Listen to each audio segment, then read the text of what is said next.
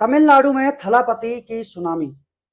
इस एक नाम ने तमिलनाडु की राजनीति की डेफिनेशन चेंज कर दी है। इसी के बारे में आज हम जानने जा रहे हैं। मई 2026 की एक दोपहर चेन्नई के अपोलो अस्पताल से लेकर मदुरई के मीनाक्षी मंदिर तक हवा में एक ऐसी हलचल थी जिसने दिल्ली के राजनीतिक गलियारों को भी हिलाकर रख दिया। टीवी स्क्रीन पर चल रहे शुरुआती रुझान किसी ऐतिहासिक भूकंप से कम नहीं थे।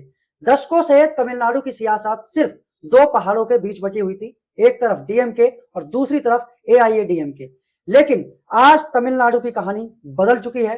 इन दोनों पहाड़ों के बीच एक ऐसी लहर उठ चुकी है जिसने इस दो ध्रुवीय राजनीति यानी कि बाइपोलर पॉलिटिक्स की दीवार को ताश के पत्तों की तरह ढा दिया है। और इस ताश के पत्तों की तरह दीवार को ढाने वाले शख्स का नाम है द विजय थलपति। वो शख्स जिसे कुछ साल पहले तक सिर्फ एक सुपरस्टार माना जाता था, आज राज्य की 108 सीटों पर कब्जा कर चुका है। जोसेफ विजय चंद्रशेखर, जिसे दुनिया थलापति विजय के नाम से जानती है, उसने साबित कर दिया कि तमिलनाडु में पर्दे का नायक असल जिंदगी का नायक कैसे बनता है। लेकिन सवाल यह है कि क्या यह सिर्फ फिल्मी फेम का जादू है या फिर इसके पीछे एक बहुत बड़ी सोची समझी राजनीतिक बिसात है। आज की इस केस स्टडी में हम डिकोड करेंगे विजय का वो मैजिक फॉर्मूला जिसने उन्हें सत्ता के केंद्र में ला खड़ा किया है। नमस्कार, मैं हूं मुकेश दक्ष और आप देख रहे हैं द रियल मुकेश दक्ष।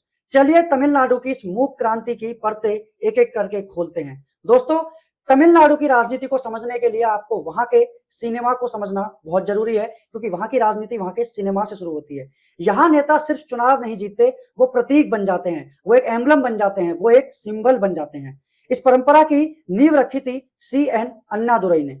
उन्होंने समझा कि अगर अपनी द्रविड़ विचारधारा को घर घर पहुंचाना है तो सिनेमा से बेहतर कोई माध्यम नहीं। उनके बाद आए एम करुणानिधि, जिन्होंने अपनी कलम की ताकत से स्क्रीन पर सामाजिक न्याय की ऐसी आग सुलगाई कि लोग उन्हें भगवान मानने लगे। और यहीं से शुरू हुआ वो तमिल मॉडल जहां पर्दे पर दिखने वाला चेहरा जनता के जीवन का हिस्सा बन जाता है। लेकिन इस मॉडल का असली गोल्ड स्टैंडर्ड सेट किया था एक ही नाम ने, और वो नाम है एमजी रामचंद्रन, जिसे शॉर्ट में हम एमजीआर के नाम से जानते हैं।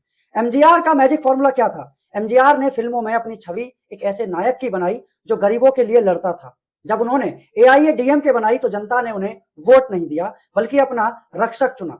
1977 से 1987 तक उनका मुख्यमंत्री रहना यह साबित करता है कि अगर फिल्मी छवि और जनविश्वास मिल जाए तो कोई भी किला अभेद्य नहीं रहता। और यही विरासत जयललिता ने आगे बढ़ाई। उन्होंने खुद को अम्मा के ब्रांड में बदला। लेकिन 2016 के बाद जब ये बड़े चेहरे चले गए तो तमिलनाडु की राजनीति में एक नेतृत्व का शून्य यानी कि लीडरशिप वैक्यूम पैदा हो गया। लेकिन क्या आप जानते हैं कि विजय से पहले कई और सितारों ने भी कोशिश की थी, पर वो क्यों फेल हो गए? चलिए जानते हैं उन गलतियों के बारे में जिनसे विजय ने सबक सीखा और राजनीति में एंट्री लेना आसान बनाया। राजनीति में एंट्री लेना आसान है लेकिन टिकना बहुत मुश्किल है। सबसे पहले नाम की बात करें तो इसमें नाम है विजयकांत। शुरुआत धमाकेदार थी लेकिन संगठन की कमजोरी ने उन्हें डुबो दिया। दूसरा नाम है कमल हासन। उनकी राजनीति इंटेलेक्चुअल तो थी लेकिन गांवों तक नहीं पहुंच पाई। तीसरा नाम है रजनीकांत। सालों तक संशय में रहे और अंत में मैदान ही छोड़ दिया। लेकिन थलापति विजय ने क्या अलग किया, यहीं पर दिलचस्प बात आती है। सबसे पहला, the slow cooking strategy, the ground work. Vijay ने रातों रात पार्टी नहीं बनाई बल्कि उन्होंने अपने फैन क्लब यानी कि विजय मक्कल अय्यकम वीएमए को धीरे धीरे एक सामाजिक संगठन में बदला। 2022 के स्थानीय चुनावों में बिना किसी शोर के उनके समर्थकों ने 100 से ज्यादा सीटें जीत ली। यह विजय का टेस्ट रन था। दूसरा, फुल टाइम कमिटमेंट यानी कि नो लुक बैक। विजय ने एक बहुत बड़ा कदम उठाया जिसे हम एक बहुत बड़ा जोखिम भी बोल सकते हैं। विजय ने वो जोखिम उठाया जो किसी बड़े स्टार ने नहीं उठाया। उन्होंने अपनी 59वीं फिल्म के बाद एक्टिंग छोड़ने का ऐलान कर दिया। जनता को यह मैसेज गया कि यह बंदा पार्ट टाइम पॉलिटिशियन नहीं है। एमजीआर और जयललिता की तरह उन्होंने खुद को पूरी तरह सियासत को सौंप दिया और जनता ने उन्हें स्वीकार भी किया। तीसरा, द सोलो रिस्क यानी कि नो अलायंस। आमतौर पर नई पार्टियां डीएमके या फिर एआईएडीएमके के साथ गठबंधन की बैसाखी ढूंढती थी, लेकिन विजय ने तमिलगा वेत्री कजगम यानी कि टीवीके को अकेले मैदान में उतारा। उन्होंने खुद को विकल्प के रूप में पेश किया, ना कि किसी के सहयोगी के रूप में, और ये ट्रिगर काम भी कर गया। अब बात करते हैं उन फैक्टर्स की जिन्होंने 2026 में ये सुनामी पैदा की, यानी कि विजय थलापति की सुनामी। इसमें पहला फैक्टर है कैरेक्टर पॉलिटिक्स यानी कि कैरेक्टर ओवर कैडर। तमिलनाडु पारंपरिक रूप से कैडर यानी कि संगठन की राजनीति का गढ़ रहा है, लेकिन विजय ने इसे कैरेक्टर पॉलिटिक्स में बदल दिया। उनके फैंस उन्हें एक एक्टर नहीं बल्कि एक परिचित चेहरा मानते हैं, जैसे कि वो चेहरा उनके ही बीच से निकला हुआ कोई एक आम इंसान हो। दूसरा फैक्टर, युवाओं की थकान यानी कि वोटर फटीग। आज के 20-25 साल के युवाओं ने एमजीआर या फिर जयललिता का दौर नहीं देखा है। उनके लिए करुणानिधि और अम्मा सिर्फ इतिहास की बातें हैं। उनके समय का नायक विजय है। युवा मतदाता बदलाव चाहता था और विजय ने उन्हें वो चमकता हुआ नया चेहरा दिया और लोगों ने इस चेहरे को बखूबी स्वीकार भी किया। तीसरा फैक्टर है महिला वोट बैंक, यानी कि वुमेन वोटर।